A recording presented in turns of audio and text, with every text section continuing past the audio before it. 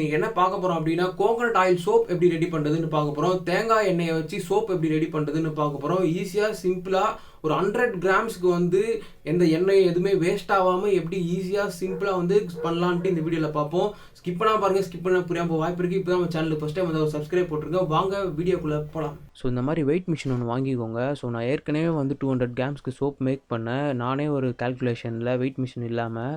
So வந்து soap ஃபுல்லாமே waste ஆகிடுச்சு. பார்த்தீங்கன்னா உங்களுக்கு தெரியும், கட்டியே ஆகலை, லிக்விடாகவே இருக்குது. ஸோ தயவு செஞ்சு இந்த மிஸ்டேக்கை நீங்கள் பண்ணாதீங்க. இந்த மாதிரி வெயிட் மிஷின் ஒன்று வாங்கிக்கோங்க. டிஸ்கிரிப்ஷனில் லிங்க் தரேன். ஸோ பிளாஸ்டிக் பீக்கர் இந்த மாதிரி ஒன்று வாங்கிக்கோங்க. ஸோ வந்து காஸ்டிக் சோடா பவுடர் எடுத்துக்கிறோம். ஸோ காஸ்டிக் சோடா பவுட்ரு வந்து 27 கிராம்ஸ் இல்லை 28 கிராம்ஸ் நீங்கள் எடுத்துக்கலாம். ஓகே, இப்போ வந்து என்ன பண்ண போகிறோம்னா வாட்டர் எடுத்துக்க போகிறோம். வாட்டர் வந்து 35 கிராம்ஸ் எடுத்துக்கோங்க. 36 கிராம்ஸ் கூட நீங்கள் எடுத்துக்கலாம். ஸோ வந்து இப்போ ரெண்டுத்தையும் மிக்ஸ் பண்ணிவிடுங்க. நல்லா மிக்ஸ் பண்ணிங்கன்னா ஹீட் ஆகும், பயங்கரமாக ஹீட் ஆகும், கை வச்சிடாதீங்க. அப்புறம் காஸ்டிக் சோடாவில் நம்ம வந்து ஹேண்டு டேரெக்டாக படவே கூடாது. காஸ்டிக் பவுடர் வந்து காஸ்டிக் லையாக மாறிடுச்சு. ஸோ இப்போ வந்து 1 or 2 ஹவருக்கு வந்து நல்லா ஆற விட்டுறணும். ஸோ இப்போ வந்து என்ன பண்ணுன்னா பியூர் கோகோனட் ஆயில் எடுத்துக்கோங்க. ஓகே, கேஸ்டர் ஆயில் வந்து 5 கிராம்ஸ்க்கு எடுத்துக்கோங்க. ஆல்மண்ட் ஆயில் வந்து 2.5 கிராம்ஸ் எடுத்துக்கோங்க. ஸோ வெயிட் மிஷின் வந்து ஆஃப் ஆயிடுச்சு. ஸோ ஆஃப் ஆயிடுச்சுன்னா அந்த பீக்கர் வெயிட் அளவுக்கு ஒரு வெயிட்டை வச்சுட்டு அப்படியே கால்குலேட் பண்ணி வச்சிங்கன்னா கரெக்டாக வந்துடும். ஓகே, இப்போ வந்து ஆலிவ் ஆயில் வந்து 2.5 கிராம்ஸ் எடுத்துக்கோங்க. நல்லெண்ணெய் 5 கிராம் எடுத்துக்கோங்க. நம்ம இங்கே வெறும் தேங்காய் எண்ணெயில் கூட மேக் பண்ணலாம். ஸோ அப்படி மேக் பண்ணிங்கன்னா சோப்பு கல் மாதிரி இருக்கும். தேய்க்கும் போது வந்து ஸ்கின் ரஃப் ஆயிரும். ஸோ அதுக்கு பதிலாக தான் கேஸ்டர் ஆயில் யூஸ் பண்ணுறோம். கேஸ்டர் ஆயிலும் தேங்காய் எண்ணெய் யூஸ் பண்ணிக்கலாம். ஸோ நம்ம சேனல்லே பவர்ஃபுல்லான பிளெண்டிங் மிஷின் ரெடி பண்ணியிருக்கோம். வேணா செக் பண்ணி பாருங்கள். ஸோ இதை வச்சு தான் நம்ம வந்து மிக்ஸ் பண்ண போகிறோம். ஸோ நம்ம ஊற்றிக்கிட்ட ஆயிலெலாம் வந்து தனித்தனியாக நின்றுட்டு இருக்கோம். ஸோ நல்லா இந்த மாதிரி மிக்ஸ் பண்ணிவிடுங்க. ஸோ ஆயில் நல்லா மிக்ஸ் பண்ணியாச்சு. ஸோ நம்ம வீடியோ ஸ்டார்டிங்கில் ரெடி பண்ண காஸ்டிக் லையை எடுத்துக்கலாம். ஸோ கொஞ்சம் கொஞ்சமாக ஆட் பண்ணுங்கள். கொஞ்சம் கொஞ்சமாக ஆட் பண்ணிங்கன்னா உங்களுக்கே தெரியும், அந்த ஆயில் வந்து உங்களுக்கு கலர் டிஃப்ரெண்ட் ஆகிட்டே இருக்கும், போக போக திக்காகிட்டே இருக்கும். ஸோ இந்த மாதிரி நீங்கள் மிக்ஸ் ஒரு 1 ஹவர்க்காச்சும் நீங்கள் மிக்ஸ் பண்ணணும் இந்த மாதிரி.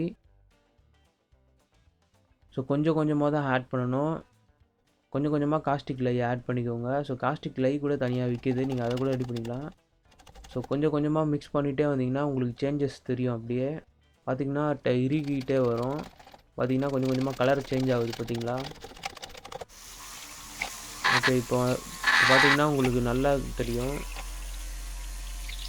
ஸோ டூப்ளிகேட் தேங்காய் எண்ணெயாக இருந்துச்சுன்னா டக்குன்னு கட்டி ஆகிடும். ஸோ ஒரிஜினல் தேங்காய் எண்ணெயாக இருந்துச்சுன்னா லேட் ஆகும் கொஞ்சம். பார்த்திங்கன்னா உங்களுக்கே தெரியும், கொஞ்சம் போக போக இறுகிக்கிட்டே வருது.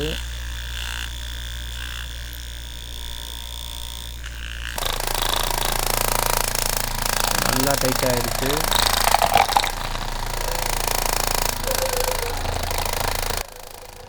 ஸோ நல்லா ஆயில் வந்து இந்த மாதிரி க்ரீம் லெவலுக்கு கொண்டு வந்துடுங்க. ஸோ வந்து இப்போது வந்து சோப் மோல்டு எடுத்துக்கிறோம். சோப் மோல்டில் வந்து எண்ணெய் ஊற்றி ஃபுல்லாக அப்ளை பண்ணிக்கிறோம். ஸோ நம்ம ரெடி பண்ணியிருக்க லிக்விட் சோப்பை வந்து இந்த டையில் ஊற்றிக்கலாம். ஸோ அப்போ தான் நம்ம வந்து சோப் ஷேப்பு நமக்கு கிடைக்கும். ஓகே, நல்லா ஊற்றிடுங்க. ஃபுல்லாக பிளாஸ்டிக் பீக்கர் வந்து வலிச்சு எடுத்துருங்க. ஸோ அதில் ஒட்டிகிட்டு இருந்தால் வேஸ்ட் தான் ஆகும். ஸோ எடுத்துட்டிங்கன்னா நீங்கள் சோப்பாக யூஸ் பண்ணிக்கலாம். ஸோ வந்து சோப் ரெடி பண்ணதுக்கு வந்து பிளாஸ்டிக் இல்லைனா வந்து கிளாஸ் யூஸ் பண்ணுங்கள். வேறு எதாவது யூஸ் பண்ணிங்கன்னா ரியாக்ட் ஆகிடும், அந்த பாத்திரம் கலரே மாறிடும். ஓகே, நல்லா ஃபுல்லாக வலிச்சாச்சு. இதை வந்து 30 to 40 டேஸ் வந்து நீங்கள் காய வைக்கணும். ஸோ 30 to 40 நாள் நீங்கள் காய வச்சிங்கன்னா அந்த மாதிரி ட்ரையாக ஒரு சோப்பு ரெடி ஆகிடும். சோப் ரெடி ஆகிடுச்சு. ஸோ இப்போ வந்து யூஸ் பண்ணி பார்ப்போம். ஸோ லைட்டாக நீங்கள் தேய்ச்சாலே அவ்வளோ நுர வருது. ஸோ அவ்வளோ சூப்பராக இருக்குது. ட்ரை பண்ணி பாருங்கள். பார்த்திங்கன்னா உங்களுக்கே தெரியும், நான் கொஞ்சமாக தான் எடுத்தேன் சோப்பு. பார்த்திங்கன்னா இவ்வளோ நுர வருது.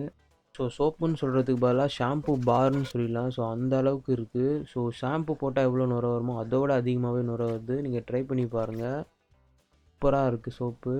டெய்லியும் நம்ம மேக் பண்ண சோப்பை போட்டு வந்தாலே நம்ம உடம்புல இருக்க அழுக்கெல்லாம் போய் நம்ம பளபளன்னு ஆகிடுவோம். தேங்க்யூ ஃபார் வாட்சிங். கோகனட் ஆயில் சோப் வீடியோ வந்து உங்களுக்கு பிடிச்சிருக்கும் நம்புறேன். ஏதாவது டவுட்ஸ் இருந்துச்சுன்னா கண்டிப்பாக கமெண்ட் செக்ஷனில் கேளுங்க. அப்படி இல்லைனாலும் இன்ஸ்டாகிராம், ட்விட்டர், ஃபேஸ்புக்லேயும் வந்து நாங்கள் இருக்கோம். ஸோ நீங்கள் என்ன டவுட்டோ நீங்கள் கமெண்ட் பண்ணிங்கன்னா அது கண்டிப்பாக வந்து டவுட்டை கிளியர் பண்ணிவிடுவோம். ஸோ தேங்க்யூ ஃபார் வாட்சிங். லைக் பண்ணுங்கள், ஷேர் பண்ணுங்கள், சப்ஸ்கிரைப் பண்ணுங்கள், பெல் பட்டனை கிளிக் பண்ணுங்கள்.